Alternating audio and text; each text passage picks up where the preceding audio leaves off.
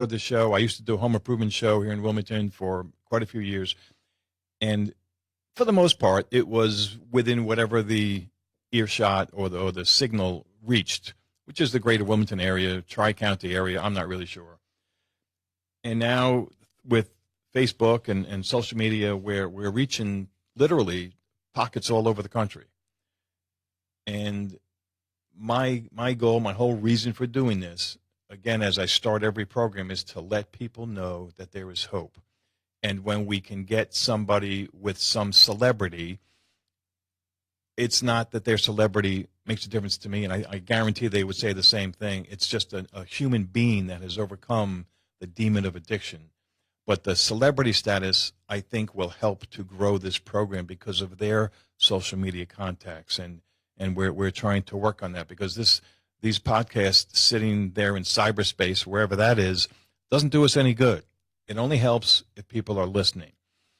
And I'm sure that there are other programs like this. I don't know. I haven't listened to any. I don't know of any, certainly in this area, but I don't have an exclusive on wanting to help people. I know that so many other people, especially many that have been interviewed here, have done so much more than I have, and even for decades. And we're thankful that later on this evening we're going to hear from Dan Schneider again. He was very willing to speak this evening on very short notice because we had a cancellation. Our current guest, or our expected guest, was feeling under the weather.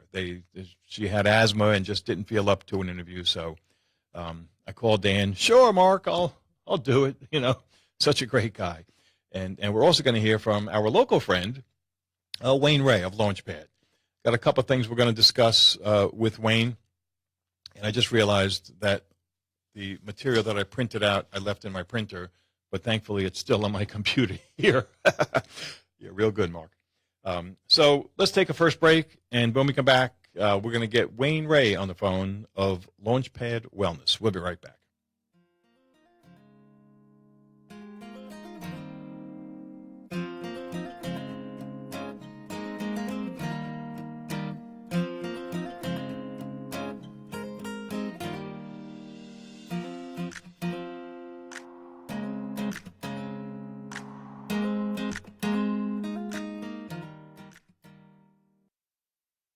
Chris Baines and his team at Coldwell Banker Seacoast Advantage have been helping folks buy and sell homes and land in the area for over 20 years. With the support of a team, their clients enjoy the highest levels of success, communication, and protection. The sellers will have their properties exposed to the most people to ensure the highest sales price. The marketing they use is designed to thoroughly expose the property with virtual walkthroughs and aerial drone shots. All of this is done for maximum exposure, but to also reduce the in-person traffic in these times of COVID. Home purchasers will have an attentive agent that focuses on their needs and helps locate properties quickly to avoid missing out, as we are in such a hot market right now. Additionally, they represent buyers that decide to purchase new construction, as the on-site agents represent the builder. Chris Baines and his team know how to listen, and just as importantly, know how to negotiate for the best interests of their clients. With a consultative approach, you can be sure they will look out for the best interests of their clients, or why the vast majority of their business comes from past clients and their referrals. Check out their reviews on Zillow, Google, and Facebook. You can reach their team at 910-333-2300 or check out their website at wilmingtonarearealestate.com. When it's time to get something done and you've done your due diligence to find the best vendor, it's time to say, just do it. Well, there are a few things we need to do from time to time, and that is to move. Whether it's moving that overstuffed garage to climate-controlled storage or moving across the nation, the company to choose is Just Move It Moving and Storage. Stetson Strickland, owner and founder of Just Move It, takes pride in his work and is hands-on with every move and offers full 100% carte blanche service, where you pack and they carry. Junk removal, site cleanups. If it involves moving things, this is your one-stop company. They also give back to the community. Unwanted furniture goes into storage, and every month they donate it to those in need in the community. So, if you're ready to make that move or just get a quote, Just Move It can be reached at 910-795-7658 or on the web at movingcompanywilmingtonnc.com. Just call them. Besides my involvement in Prodigal recovery, I'm also in the construction business. I say that to say this. When we have tropical storms or hurricanes, the real hard, difficult, expensive, and dangerous work is usually the result of trees falling on homes or other personal property. Hurricane season is not the only time to get prepared for this. As a matter of fact, it's before and after hurricane season that you need to get prepared. My son Chris started his tree business called Pro Expert Tree Care after Hurricane Florence. Chris has all the equipment and manpower to take on even the most challenging jobs. With over 20 years of combined experience, Pro LLC can safely remove any unwanted hazardous trees from your property. They also offer tree pruning, elevation, dead wood removal, and other expert tree care services. Don't wait until you have a tree emergency. Visit climbpro.com, that's climb with a K. Check them out on Facebook or call Chris Marcley at 910-540-5249. Mention this ad for a 10% discount.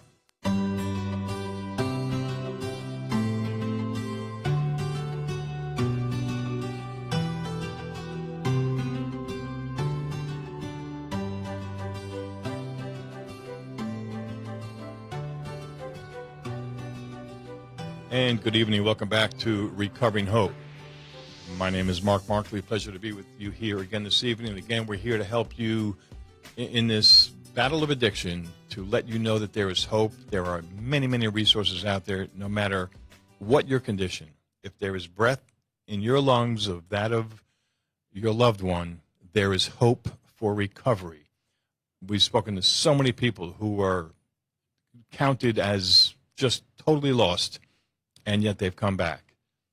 And I think we've got Wayne on the line. Wayne, you there? Yes. Hey, Mark. Hey, how you doing, man? I'm doing great, buddy. How are you guys doing? Oh, we're doing good. We're doing good. A little change of plans, but we punted, and I thank you for making yourself available on such short notice. Sure. My favorite topic is recovery, so I try to make myself available whenever anyone wants to talk about it. Yeah, well, good. I appreciate that. And I saw something that you posted a few days ago. I think it said something like, there's no cure, but there's recovery. Am I quoting you properly? Yes, sir. Mm-hmm. And it's, yes, sir. I don't know. Yeah, I believe, and we believe, people that are in recovery believe that we get a daily reprieve. It's a dis-ease. It's a brain dis-ease, but I say it like that, dis-ease, because it's just unless you're in recovery and working on your personality and your attitude and the mental part of it and the spiritual part of it as well, then you start slipping back into this dis-ease or this irritability, restlessness, uncomfortable in your own skin. All these things I've read and heard other people that identify themselves as addicts, they all say the same thing. Yeah. Well, it is a dis-ease, and that's something that took me a long time to understand and to learn that, and some people that are burdened by the dis-ease don't admit that. Is that part of the process? Oh yeah, don't admit that it's a disease, or don't? What do you mean? Don't? Well, yeah, don't admit that it's a disease, or that there's a problem. Perhaps that goes hand in hand. Oh yeah, definitely. Denial is, especially in the beginning, is we call it a symptom of the dis-ease. Mm-hmm. And admitting there is a problem is your first big action towards getting some help most of the time, and then but minimizing the problem, justifying the things that people do to continue to find drugs and rationalize, justify, blaming. They're all forms of denial that we talk about in the recovery field. I wanted to talk a little bit about drug testing. I think we spoke earlier today. Yeah. Did you have some questions about drug testing or some thoughts that you wanted to bring on the air? Yeah, I think it's maybe a good subtopic, if you will, for people, whether they're in the business as you and I are, or for those that are perhaps wanting to test their son, daughter, wife, husband, whoever it is. And I think there's a big misconception there. They give somebody, a test, and they go in the bathroom, and look, It shows I'm clean. Yeah. I thought that you'd get a laugh out of that. You want to touch on that one a couple of minutes? I can't imagine how many ways there are to fool those. I know a few of them. Look, if you think that your loved one might have a drug problem, there's a good chance they do. Right. If you're thinking it, because they're very, very good at hiding it. Yes. Is my experience, and I've been in this milieu for over 30 years now. And so if you think that, then be prepared for there to be some deception. Yeah. Be prepared. And it's even like this during COVID, I was just blown away at the naivety, I guess. I hope that's what it is, and not just really don't want to know the truth. Yeah. Of even our probation department in Wilmington. I was talking to a probation officer, and he said, the only thing that he said, I give them drug tests. He says, but I can't seem to catch them. I said, oh yeah, what kind of drug tests are you using? He goes, well, we use these dip tests. I said, yeah. Tell me more about it. What are you testing for on the dip test? I said, do you watch them? He goes, well, the only thing we can test for right now is phenobarbital.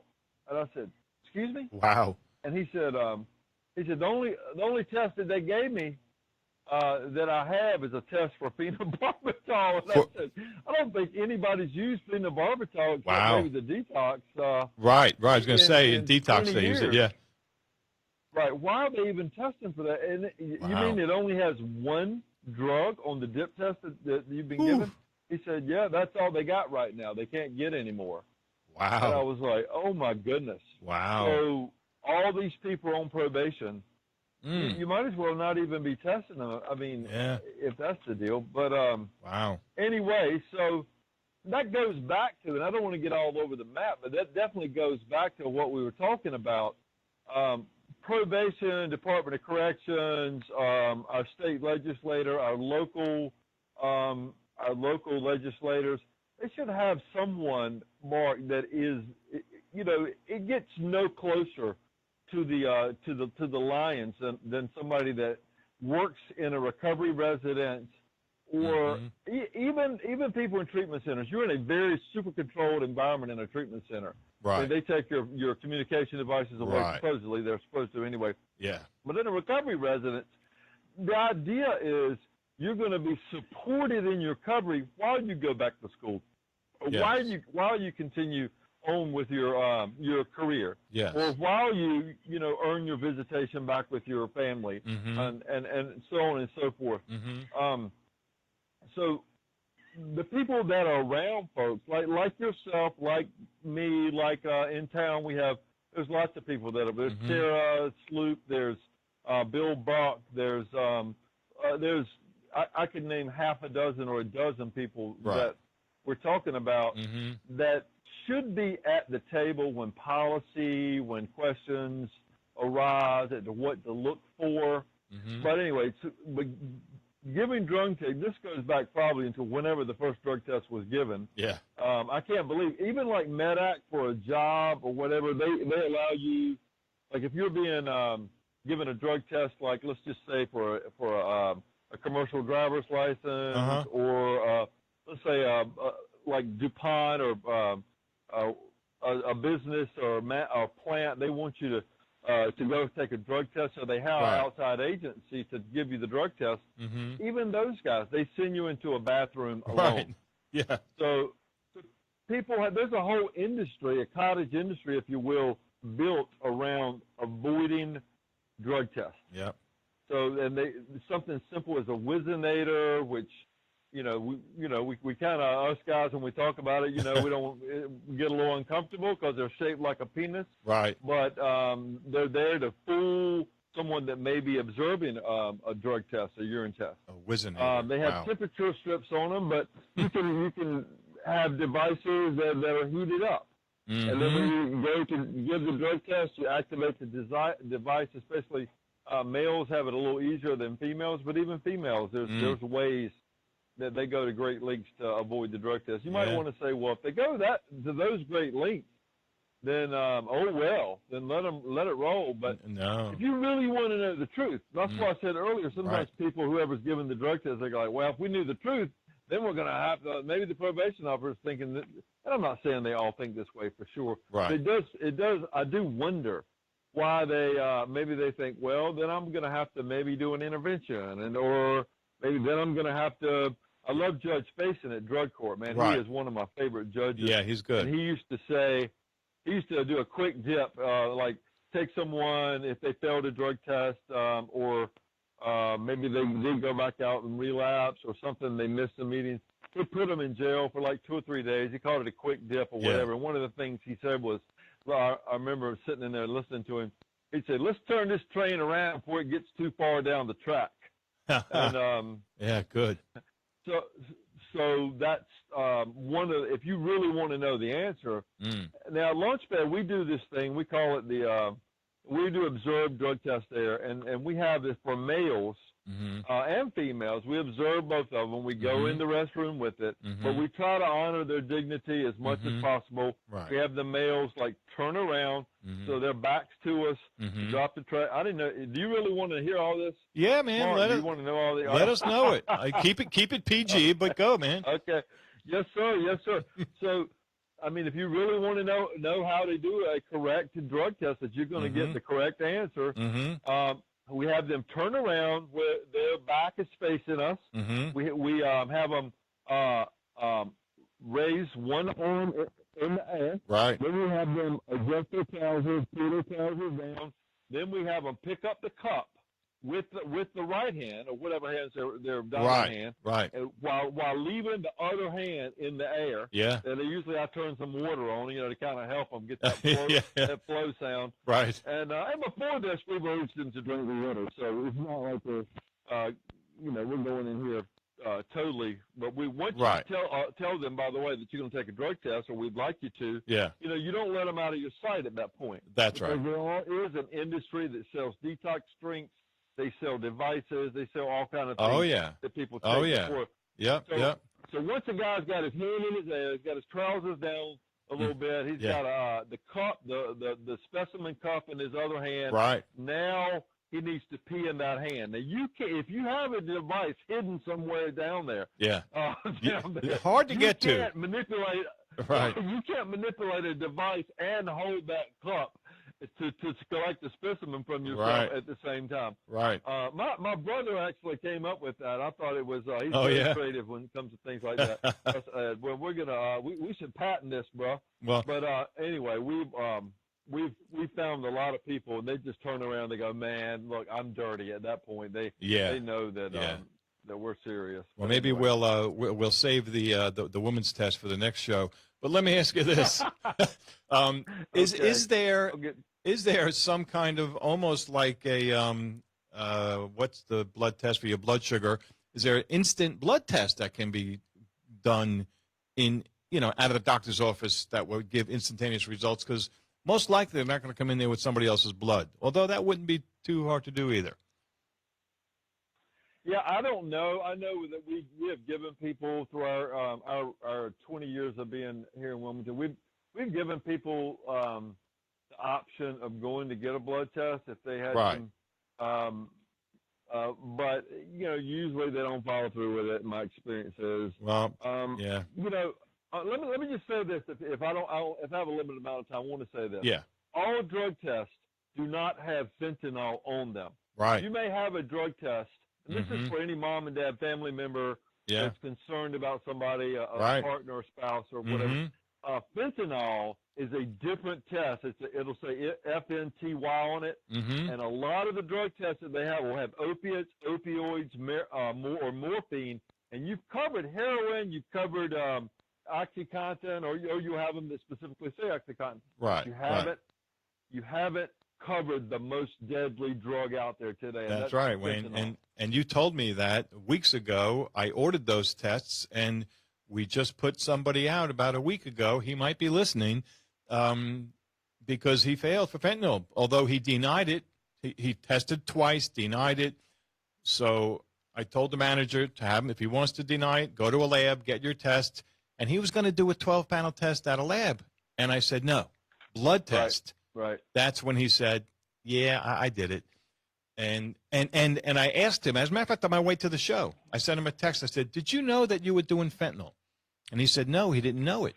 And that gets to the point about fentanyl poisoning and how these guys are playing Russian roulette.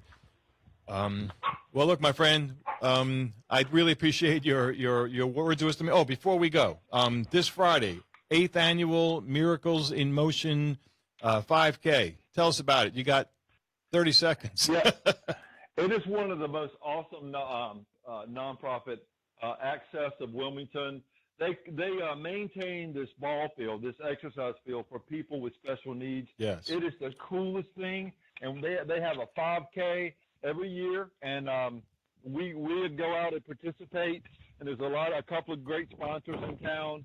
But anyway, it's great to see people, and you can run, roll, walk. You'll see people in their wheelchairs, people pushing babies in strollers, people walking, people running. I ran my first 5K 2 years ago. Oh, did you? This thing, yes, I did. Cool. Yes, I did. It Cool. was an awesome experience. Bo Dean is the master of ceremony. It's so much fun. Yeah, good. It's out at the ball field up above North Chase. Yeah, it's right across the street from us, and Field. we'll be bringing our granddaughter there. We're watching her that night. I think one of the sponsors is a company called Coastal Carrier, if I'm not mistaken. It is. It is. They're a movie company in town. I know a little bit about them too. Yes, sir.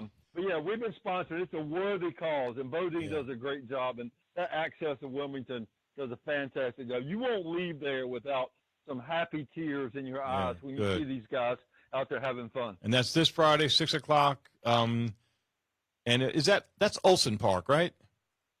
Up by North Chase? Olson Park. Olson Park, Yes, yeah. sir. I live across the street, but I can't remember the name. All right, Wayne, thank you very much for your time, sir. I appreciate it. Yes, sir. See you All soon, right. Mark. Take care. Bye-bye. All right, bye-bye. We're going to take a short break, and we went a little bit long there, but that's okay. And when we come back, we're going to hear from Dan Schneider, the pharmacist. We'll be right back.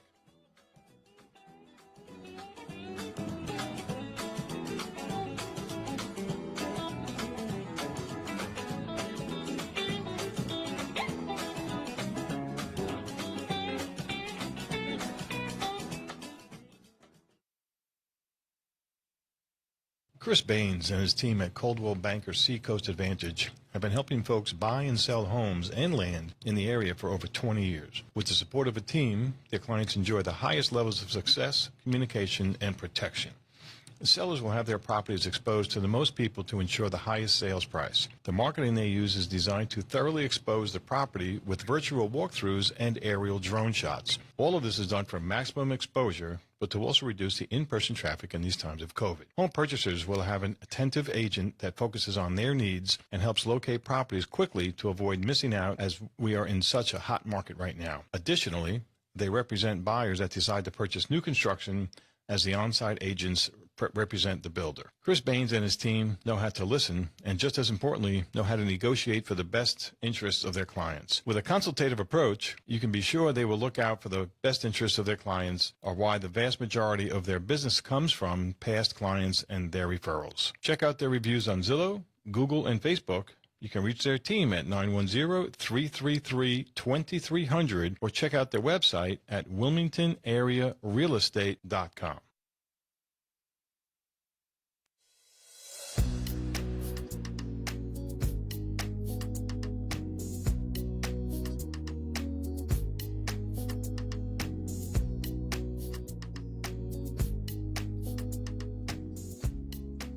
And welcome back to Recovering Hope. My name is Mark Marcley. Pleasure being here with you today. I appreciate my friend Wayne Ray giving us some first-hand information on drug testing, do's and don'ts, and I think it's very, very important that so many of us know that. And to continue, we've got our friend Dan Schneider on the phone. Hello, Dan. Hello, Mark. How you doing? Good. Still doing your good work, huh? Well, I'm following you the best I can, sir. You started this a long time before I did. What's it been, about 22 years for you now? Yeah, it absolutely has been, and we both got God in common. He's driving us. Yes, we sir. Miss him, and we're trying to save lives. It's not a good situation out there. Yeah, no, it's not. But once again, I appreciate your being available on such short notice.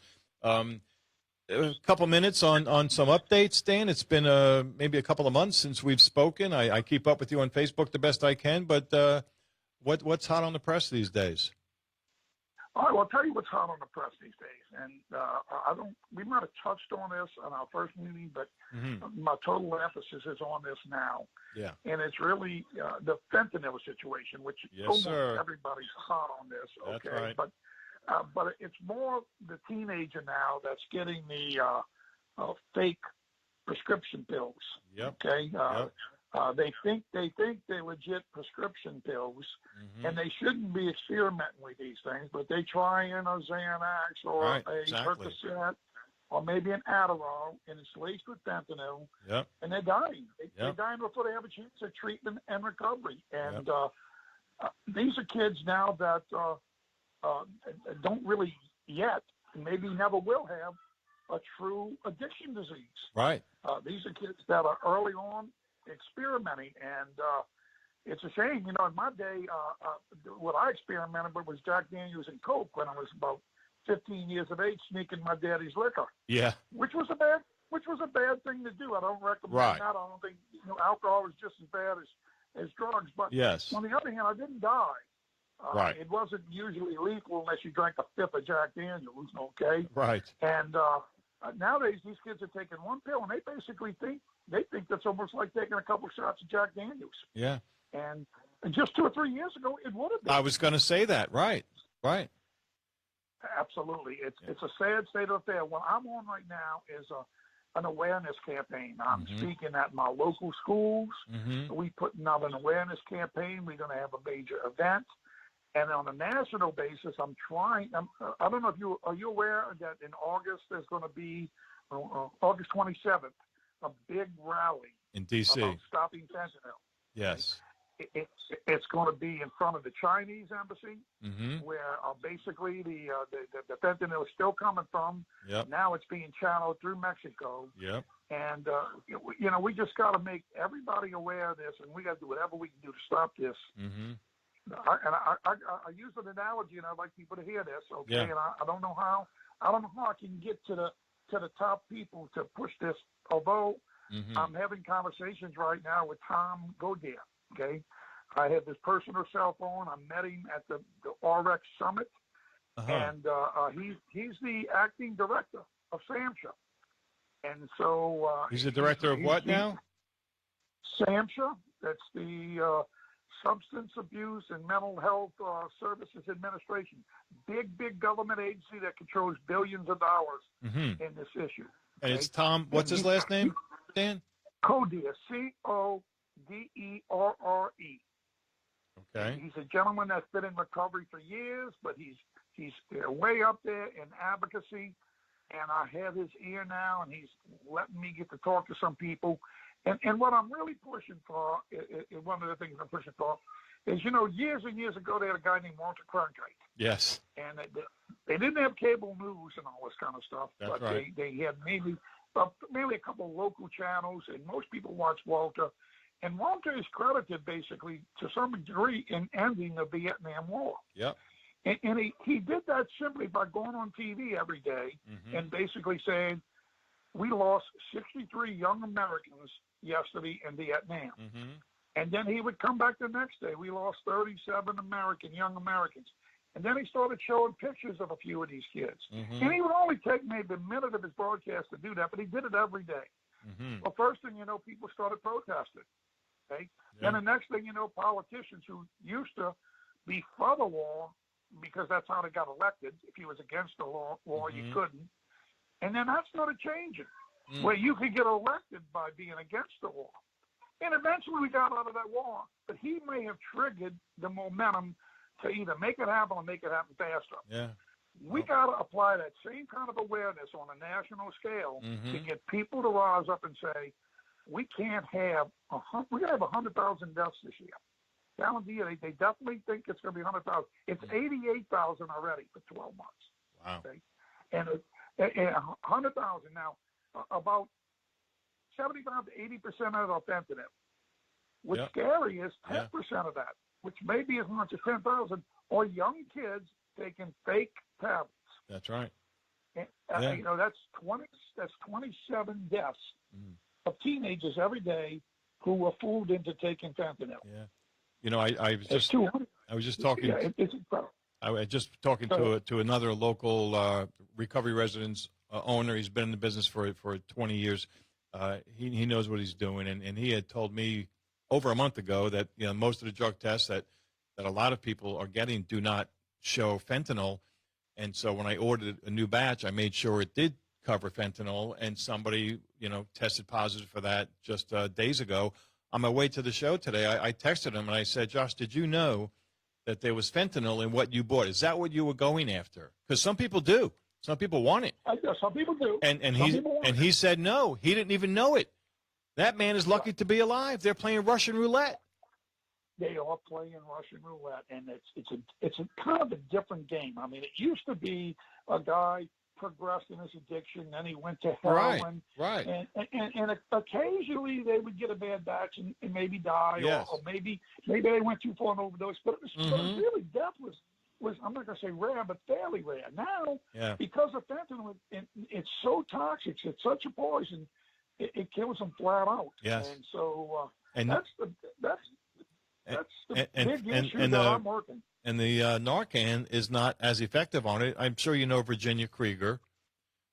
Yes. Right. She was on 2 weeks ago. Lost a daughter to a fentanyl, and her son was doing meth that was spiked with fentanyl. It took them 8 shots of Narcan to bring him back. Amen. 8 of them. Amen. I agree. Here you got a situation. Not only is it causing a person to overdose more easily, but the very thing that we got that is saving some of these people, and we're teaching people to have Narcan, many times can't save somebody on fentanyl, because even if you're prudent, you're going to keep maybe 1 Narcan at home for emergency use. Right. 1 will not revive them. Right. Okay. Yeah. And even the don't know the police many times. They got 1 or 2 or maybe 3, who knows, okay? But if they don't have 8, if they're not back up quick enough, you can lose this even if you're working on them. So it's a horrendous situation. Yeah. It's on a whole different level. I mean, we already had big problems, don't get me wrong. Yes, we did. Got those problems. But they're getting bigger with this crap at the border now, making it easier. You're right. Yep. And you know what? The trouble with fentanyl is, it's so compact and light that it's easy to get across the border, not just illegally. Now, I mean, I'm sure we don't even know how much gets across illegally, but they can fly a drone over with 1 pound of this stuff, and it's enough to kill 10,000 people. Wow. Or maybe more than that. Wow. Okay, and so how do you stop that? And then also they putting it in their in their cars. Well, they always try to do that, but usually the bulk of heroin or the bulk of the product, marijuana, usually was enough that was hard to disguise and carry a lot in. Yeah. It's very easy now to disguise this because it's so minuscule. Yeah. Okay. Yeah. And let me tell you, I will say this as a pharmacist now. Okay. As a pharmacist, when we compound a drug and we try to determine a dose, if I was compounding fentanyl, for instance, normally when we compound, we are allowed a 5% error, which means if we 5% over on a dose or 5% under, it's not a big deal. Okay. And fentanyl, if you 5% over, that might mean death. Right. And these people that are making these pills, and these people that are spiking this stuff, they're not pharmacists. They didn't go to school. They don't know how to do this. Yeah, they're streetwise. Even if you did, it would be difficult to get it right. Okay, you'd be in a damn lab coat. Okay, and have precise measurements. Okay, right. These people are throwing this stuff together, and it's not killing everybody that does it. Okay, sometimes somebody said they really out to kill people. That's almost a conspiracy. In fact, I think Virginia is concerned about that, and I'm not going to deny that. I'm not a conspiracy theorist, but I'm not going to deny that that's a possibility. But I really think it's just a matter of they make a lot of money. Right. It's real cheap to produce. That's okay? Right. And I don't think they want to kill everybody that's taking this because they're killing them. No, that's bad for business. Okay? Right. Yeah, that's right. But they just can't get it right, and they don't know the tolerance of each individual. And when you're talking about kids, teenagers that have no tolerance, it doesn't take a lot to kill these kids. And from what I understand, they just, is it easier to get them addicted, and that is perhaps some of the rationale of why they're putting it into, these fake pills and putting it into other drugs, right? So that it gets them hooked faster. You are absolutely right. A typical Xanax, okay, a real Xanax. I mean, I'm not saying you don't taking Xanax on a regular basis, you're going to get addicted. But you would get addicted a lot quicker if it was laced with a non-lethal dose of fentanyl. Right. You could survive. You would be more drawn to go back to this thing. It would do more for you than a regular Xanax would. Right. So you're more tempted to go go Yes, and Xanax is addictive enough as it is, in large doses, from what I understand. Oh, yeah, no, you can mess around with Xanax in large doses and have a problem. But generally speaking, if a kid took one Xanax, he's going to get some feelings, but it's not going to do a permanent damage. Right. And if he doesn't have a propensity to addiction, it may not lead to addiction, okay? But a lot of these kids are trying to experiment this type of thing. A friend at school says, hey, look, we're going to a party. I'll give you the Xanax. Normally they'd have fun at the party. Kid would get a little woozy maybe, but I mean, it would kill him. Right. Now he takes these things and these kids die, then maybe the Narcan's there, and it ain't enough to revive him. Right. Yeah. It's Russian roulette. So, we could go on and on with Narcan, but, I will say this, there's a lot of other things going on, too. COVID has made things worse. Oh, yeah. And it's made things worse two ways. One of the ways that's made it worse, and I found this out at the RX Summit, okay? One of the ways that made it worse, obviously, is what everybody says. Isolation, more stress, more anxiety. Right. But the other thing is drug use has gone up. Okay? And where they used to have heroin and they would lace it with fentanyl, okay, they can't produce enough heroin to keep up with the demand. Oh, wow. So almost all of the heroin now is pure fentanyl. Okay? And so that's, in addition to whatever COVID does with stress and anxiety, the doses that these people are getting right now, particularly because of COVID, are higher doses. And it's killing more and more people. And again, the open borders, COVID, fentanyl, it's like the perfect storm. And things are bad. And I'm not a pessimist. I tend to be a realist, I think. But I'm afraid that things are going to get a lot worse. And where is the information? That's part of what I said in my opening here. I did a little review for the past 6 months. And, I have a whole lot of podcasts now, but they don't do any good sitting on my website. We need every means possible to share this information. And, again, I also said, I know I'm not the only guy doing this, but I know that, I've interviewed people such as yourself that what's going on. You've got good information, and I've been very fortunate to get people that have, Michael Gray, Virginia Krieger. I got to stop mentioning them because I'm going to forget some. But these people have done, and yourself have done a lot of work to help people. But I just want this information to get out there. I'm kind of frustrated. Well, what I'd like to do? What I want to do, and I hope that I can still build my platform, and I hope we get on with this movie that's actually. I was going to ask you about that. I didn't know if you wanted to mention it. No, it is progressing, but it's still slow. I've been told now for the past 7 days that they're going to announce the director and the screenwriter. Okay. And that's the big step, because then after we get the screenwriter written, and he supposedly can write this screenwriting within 2 or 3 months. And once we get that, we can approach actors. Okay. I did have to, a couple of weeks back, I had to sign all kind of contracts, so it's real. But it's still slower than I would like it to be. And let me tell you, if that was really in production right now, I would probably be getting on national news to some extent. So, And if I could, I would spread that message that I'm trying to get out. And I'm going to still try to do it everywhere I can. And I think that big event in August is going to be one way of doing it. Yes. I'll tell you what we ought to be asking now. I'll be quite honest with you. If you have any connections with conservative media like Fox or any of the conservative media, and then hell, even the liberal media. Yeah. Okay, if we could get somebody, because this is one of the few doggone topics that is really bipartisan.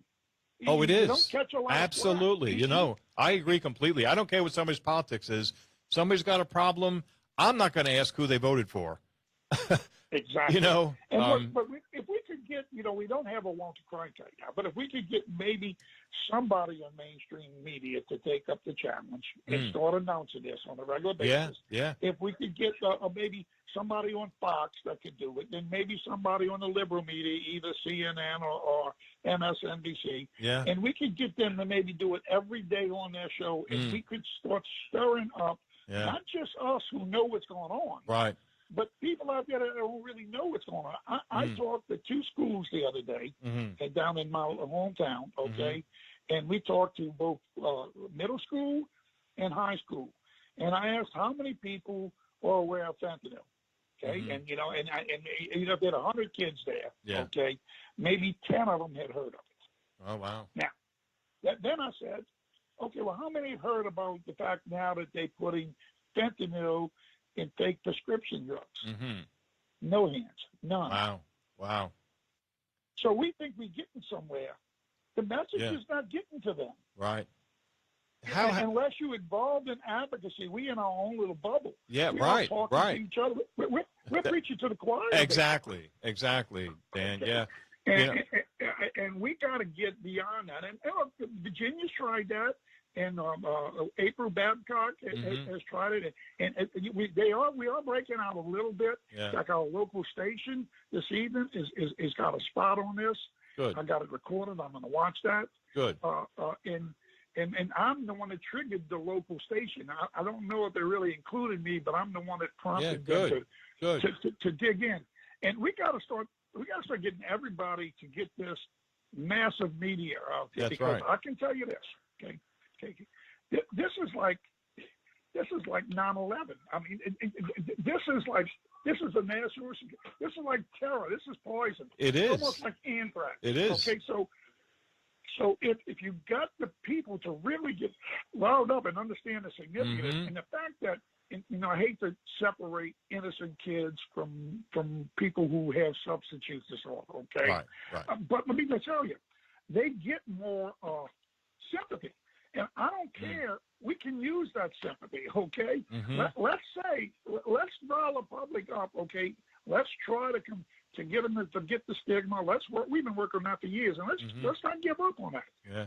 But let's make sure that they know that innocent teenagers are taking this and dying. That's right. And what is our government doing about this? Yeah. Okay? Yeah. Because, we can try to stop the border, but I can tell you this, and I do believe a good border security would stop some illegal immigration. Yes, sir. And no doubt it would stop some drugs. But I really doubt that you're going to be able to stop very much of that. We have got to either reduce the demand or we got to stop it at the source. Yeah, we have to. We got to penalize. We got to attack it from all sides. Yeah, it's like I said last time we spoke. If you're out in a boat and you spring a leak, you can't just keep on bailing. You got to plug the holes. In a couple of weeks, I've got Daniel Baldwin's going to be a guest here, and I wonder if he might be somebody to consider in your new movie. Dan, I got to run, man. Thank you so much for the information. Very good as usual, and we'll be in touch, and we'll keep fighting the fight, my friend. God bless you, man. God bless Thank you. Movement. Prayers for our movement. All right. Yes, sir. Thanks, Dan. Have a good night. And we just really appreciate, once again, Dan Schneider, the pharmacist. If you haven't heard of or seen his docu-series by the same name, The Pharmacist, it's gotten over 100 million views. This man, he lost his son to a drug deal gone bad. His son was murdered. He found the murderer. The story is very, very interesting. And in the process, he also discovered how a lot of these, what is called pill mills, were all over his community down in Louisiana. And it's amazing. He's an amazing man. This was back in 1999. This guy hasn't stopped since. Also very excited to announce coming up next week, we're going to be speaking with John Hanrahan. John wrote a book that I'm almost done reading called Wrestling with Angels. He is a professional wrestler. I think he won. I haven't gotten to this part in the book yet, but I think he won the Olympic gold medal in wrestling back in '96 in his mid-30s. In the process of his wrestling career, he became a very high-end fashion model in all the big cities all over the world, and then took a different path to a personal trainer and clients like, John F. Kennedy Jr., Julia Roberts, just to name a few. It's interesting how he speaks about these people in the book, but he also had not a near-death experience. This man was dead. It's amazing to hear his story, how he came back, and what he has done since then. A very good story of hope. So don't miss next week. John Hanrahan, author of Wrestling with Angels. Thank you very much for tuning in. Again, if we could be of any assistance anytime, my number 231-6020 or on the web at recoveringhope.org. Good night and God bless.